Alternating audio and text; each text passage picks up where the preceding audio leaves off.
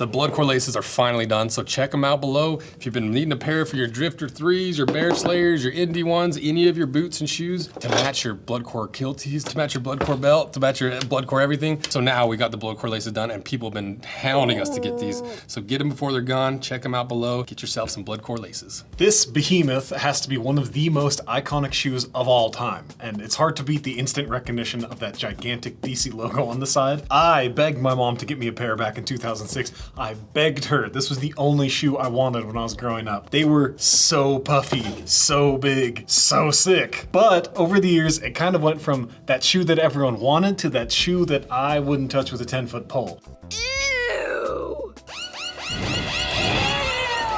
It kind of became the uniform of a very specific vibe. Insert my boy Aldo over here. He just screams DC shoes to me. Hello, gritty mid-oblo? I don't need to explain it. You know exactly what I mean. Wallet chains, jeans so baggy the cuffs are just shredded to dust. Mentally stuck in 2004.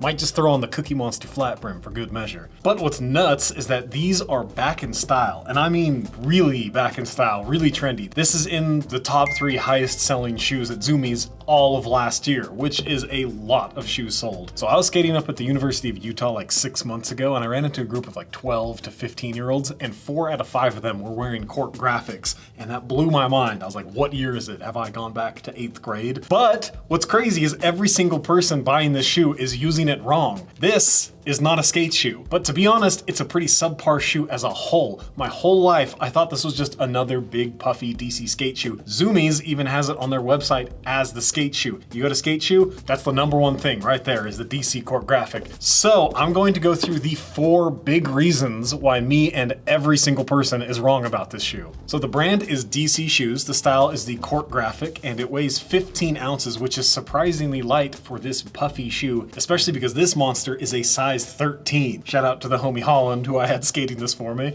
They retail at $70, which is about the cheapest skate shoe you could possibly buy right now. They're made in China and the positioning from the website says the Cork Graphic keeps getting better with age. Keep that in mind. The classic puffy silhouette is always evolving with on-trend colors, bold DC logo pops, and new fabrics that stand out from the crowd. So, reason #1 why everyone is wrong. The leather upper. So we have a nubuck version here along with the giant TPR molded DC logo on the back. Couldn't go without that one for sure. So nubuck is when you take leather and you sand it down to create that kind of microfiber feeling and look. It's the same stuff you'd see on like a Timberland. It's used a lot in work boots because it's fairly abrasion resistant and it doesn't need a lot of care. So you would think that it would be really good for skating. Wrong. This leather is so bad, none of us leather daddies here could tell if it was real or fake. So when I burned it with a lighter to test if it's real or not, you can see that it kind of cracks and splits like real leather, but it also lights on fire and starts to melt, which real leather will not do because it's probably plastic. And this is where the shoe got really confusing since it kind of has both leather and synthetic properties. So I burned other portions and sometimes it self-extinguishes and doesn't burn like real leather, and other times it still lights on fire and melts and goops up, which is bad. So if we look at the macro, you can see that as a shred of the fiber structure of real leather, but it's also backed by a lot of fabric. The nubuck portion is actually so thin that it splits when it heats up. Then all of the synthetic backing behind it is exposed. It lights up and melts away, which then burns the leather. So not great.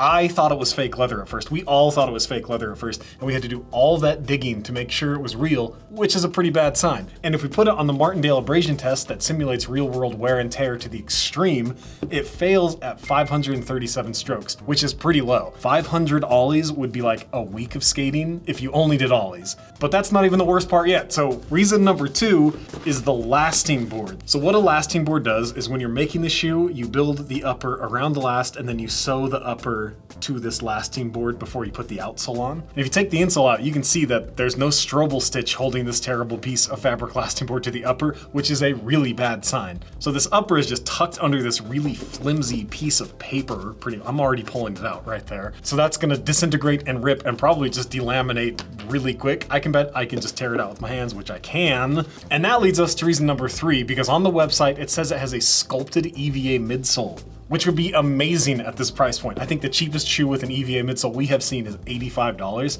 but this lasting board is so thin, I can literally feel that this is an Eggcrate rubber midsole. There is no foam in there at all. I don't have to press down that hard, so I'm just gonna tear this out so we can see. Oh my goodness, I can just tear that open with my hands. That is bad. And look at that, there is no foam midsole. That is Eggcrate, and I just tore that out with like 2 seconds of effort. So DC, you're wrong about your own shoes, or you're just straight up lying. And this is why we are a valuable service to you guys, because who else is just gonna tear these shoes open just to check? We've actually caught some factories doing the brands dirty, where the brand was like, are you kidding me? We paid for that, and they didn't give us that, and then they get mad at their factories. So sometimes even the brands don't know, but this is no good. You would definitely know that there's not an EVA midsole in here. So DC, change your listing or change your factory or just change something because you're misleading every single person that buys these shoes right now. And that leads us to reason number 4, which is the Eggcrate outsole. This is probably the softest, flimsiest outsole I have ever seen. You should not be able to do this with any outsole really, but especially not something that you are slamming your feet down in when you skate. So if you bought this to skate in, your feet are probably taking a mad beating. Especially because this shoe is so puffy, you would think you're getting tons of protection, but you definitely aren't. Like, you should not be able to fold it inside like that, like a taco. That is just terrible. This is no good. This whole shoe is no good. Even on the thickest part of the heel, I can do this. Yikes. So one thing to help out that underfoot feeling and make these super cheap sneakers actually feel pretty good is to replace your cheap synthetic insole with something better, which is why we made the saddle sole, which is the first true heritage insole. It's taken us about 2.5 years of testing and prototyping to actually get it ready to go. So this insole is made with a combination of the 2mm veg tan leather layered with your classic Ortholite foam base. I've only worn mine for about 2 days and my footprint is already starting to mold into it. And the DC is actually a great use case for this leather insole, since this insole and lasting board are super thin and pretty flimsy and pretty dismal, so adding something a little thicker while still having that same foam squish on the bottom should help save even the cheapest sneakers. I would bet all my money that this shoe will wear out before this insole, and once that happens, you already have a nice molded insole, so you just take that out and put it in your next shoe, chuck this thing in the landfill. The saddle sole, it drops pretty soon, so the first batch will have limited availability, so if you want to sign up for the early access list below, you get first dibs, or if you're watching this after they've already come out, just use the links in the description, so go check it out. It's a pretty good idea to kind of save all of these pretty bad sneakers, or add more squish if you're a boot bro. So let's cut this thing in half and see if DC is actually hiding anything else inside here, or what is really going on with this terrible shoe.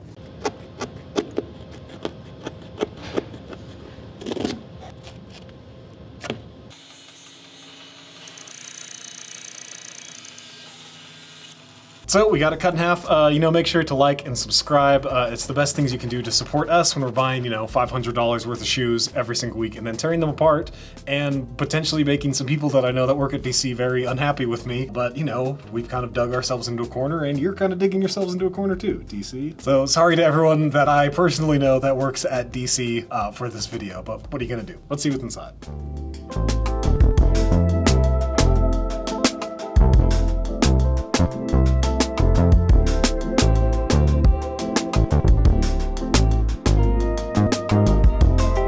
Really, the only redeeming thing about this shoe is that this cupsole stitch is actually real. So you get a real stitch sewing the outsole on, which you probably need this outsole stitch on because I don't think I would trust any of this construction. Look at this, it's just falling apart.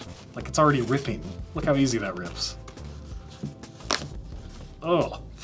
No good, no good, no good. I'll just keep saying it over and over again. I guess the other redeeming thing would maybe be you actually get all of this foam. This is a bad skate shoe, but what's really surprising is it's really not a good sneaker non-skate shoe either. Like $70 feels pretty steep for this, even as a super trendy flash in the pan again kind of sneaker. I don't know if this is a case of these are super popular, so we better just capitalize and pump out as many as we can, as fast as we possibly can, or just pure luck that this puffy shoe happens to be popular again. There are many much better shoes on the market if you're just wanting that puffy shoe look. So not great, DC, which is surprising because we have some pretty sick DCs coming up too. Buyer beware, I suppose. I would not buy this shoe. Or what would I do to save this shoe? So first off, a much harder outsole. Even if you're still using the Eggcrate, you gotta get much firmer than this because if you're skating on that, that's gonna suck.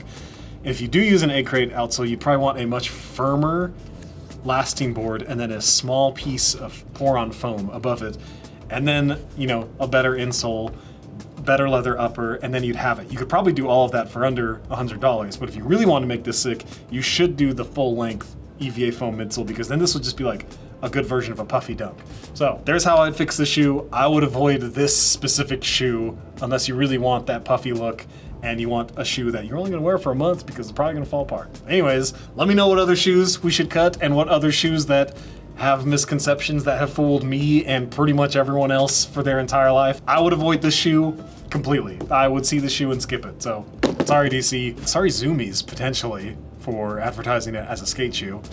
What are you gonna do? That's it for me. Short and sweet.